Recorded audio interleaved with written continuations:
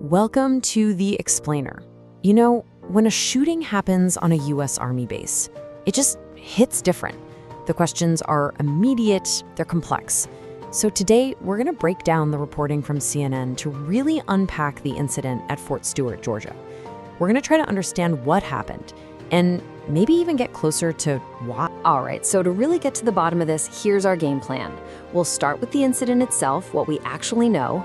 Then we'll look at the people involved, the investigation that's unfolding, and the really unique military justice system that's handling this. And finally, we'll cover the official response. So let's just dive right in at the beginning. So picture this. It's the morning of August 6th, 2025. A shooting just erupts at Fort Stewart, a major military installation. And when all the chaos finally settles, 5 soldiers have been shot. And the suspect? Well, he's in custody, and turns out he's one of their own. Okay, so let's break down exactly what went down. This attack happened at the 2nd Armored Brigade at Fort Stewart, right outside Savannah. And you have to understand, this isn't just some office park. It's a tight-knit community where these soldiers live, they train, they work together. And that just makes the violence that morning all the more shocking. This timeline really shows you just how fast everything escalated. It starts in the morning when a soldier brings a personal handgun onto the base, which is a big deal in itself. Then, just before 11 a.m., shots are fired. But here's the incredible part. Within about 5 minutes, the shooter's own colleagues step in. They heroically subdue him, stopping the attack right in its tracks, all before law enforcement even makes the official arrest. So that's what happened. Now, who was at the center of all this violence? All right, so the suspect is Sergeant Cornelius Radford. He's 28 years old, an automated logistical specialist. Now, he's been in the Army since 2018, no combat history, but here's a detail that becomes absolutely crucial. He had a recent DUI arrest just a few months before this all went down. And that's where this story takes a turn, because get this, in what is just a pretty stunning admission, the base commander, Brigadier General John Labas, revealed that Radford's own chain of command had no idea about that DUI. Zero.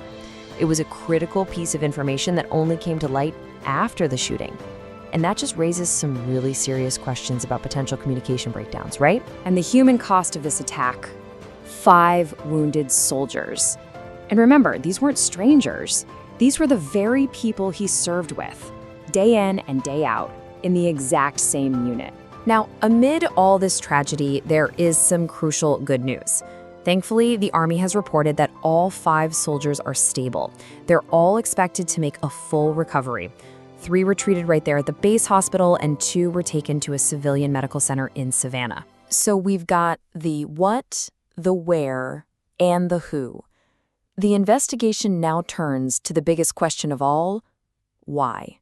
The search for a motive kicked off immediately. And this really is the question at the absolute heart of the investigation.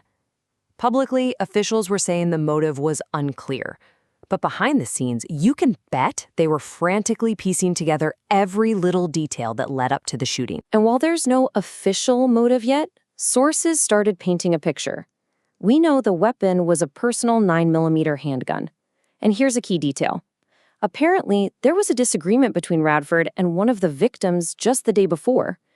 The belief is that he targeted that soldier first, in a maintenance area, and then shot 4 others. Investigators recovered the gun and, of course, numerous shell casings at the scene. But you know, right in the middle of all that chaos, there was just incredible bravery. General Lubis, the commander, he really made a point to emphasize this. The other soldiers saw what was happening and did not hesitate for a second. They tackled the gunman themselves, subdued him, and almost certainly prevented more bloodshed. Okay, so the suspect is in custody, and now the path to justice begins. But you have to remember, for a soldier, that path looks completely different from what you or I would experience in the civilian world. This case is now entering the unique realm of military justice. The whole case falls under something called the Uniform Code of Military Justice, or the UCMJ. Think of it like a parallel legal system that exists just for the armed forces. So charges aren't brought by a regular DA, but by a special military office. The trial isn't in a public courtroom, it's a court-martial. And the investigation, That's run by the Army's own Criminal Investigation Division. It's a whole different ballgame. And CNN's military analyst, retired General Ty Sage-Ewell, he puts it really simply.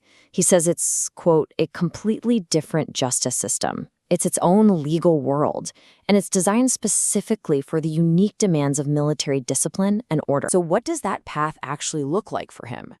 Well, right now, Sergeant Radford is in what's called pre-trial confinement while the investigation wraps up. The next big step is the Office of Special Trial Counsel reviewing all the evidence to decide on the exact charges. And after that, the final step will almost certainly be a general court-martial, which is the military's version of a trial for the most serious crimes you can imagine.